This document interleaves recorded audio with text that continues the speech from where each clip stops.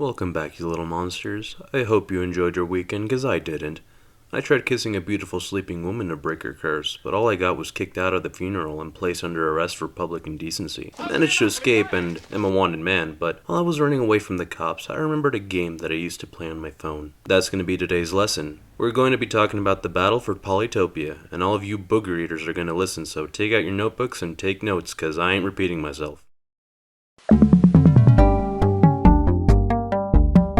Polytopia is a mobile turn-based strategy game that involves running and expanding a civilization. The design and layout of the game brings some deja vu for those who've played Minecraft before. The game was developed by a Swedish company called Midjiwan that's based in Stockholm, Sweden. Damn, makes me think that the Swedes are up to something block-related. The Battle of Polytopia was released in February of 2016 on iOS devices under the game title Super Tribes, but was changed later that same year in June to the Battle of Polytopia to avoid trademark problems. Currently, the game is available to play on iOS, Android, Windows, Mac, Linux, and Tesla devices. Yeah, that last one is true. Apparently it's okay to play and drive at the same time. Thanks, Elon.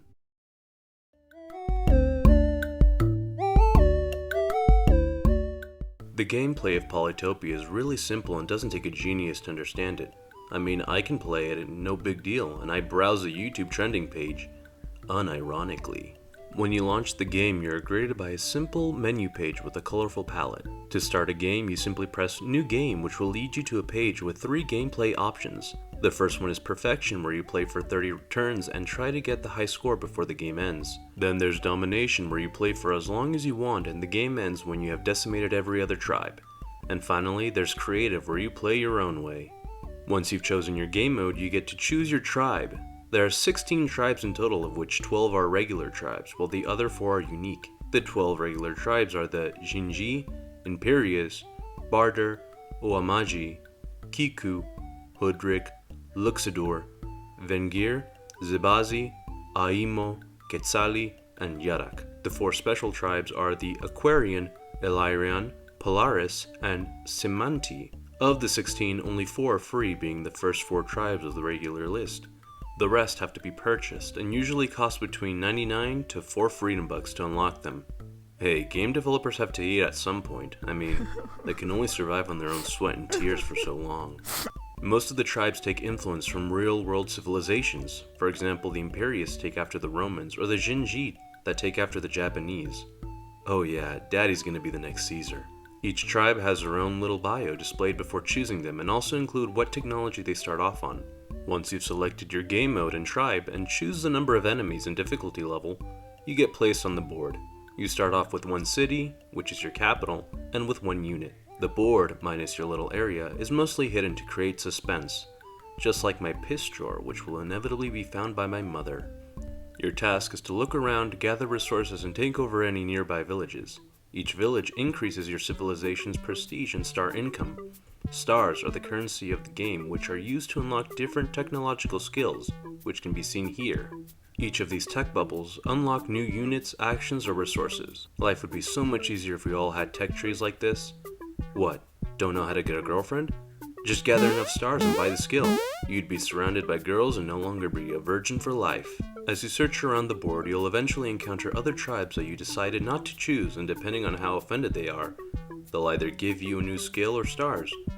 That, or they'll try and beat the living crap out of your units and take over your pathetic realm. There is also some semblance of a diplomatic mechanic. When looking at the tribes list, you can see the different tribes' icons. They will either be neutral, allied, or at war with you. This mechanic is used by both players and bots. My longest alliance with the bot was 12 turns until it turned on me, just like my ex-fiancé. Fuck you, Deborah. I miss you. So despite this game being simple in graphics, there is some awesome world building and lore that the developers make and release every so often.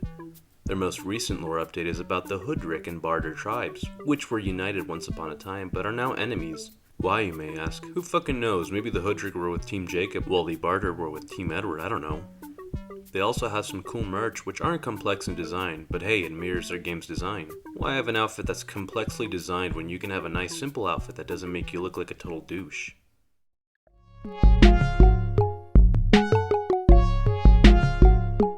Battle of Polytopia is a pretty simple game that can bring joy to any child or man-child. Its mechanics and designs are simple and easy to understand. The game developers really like connecting with their fanbase and will often post fan art on their official website, not to mention their dedication to create lore to evolve the in-game experience. I recommend this game to anyone that wants to play a simple yet exciting game that involves strategy and civilization building, without the complex game mechanics or graphics. With that, I'm Professor Cat, and until next time, eat ass but don't skip class.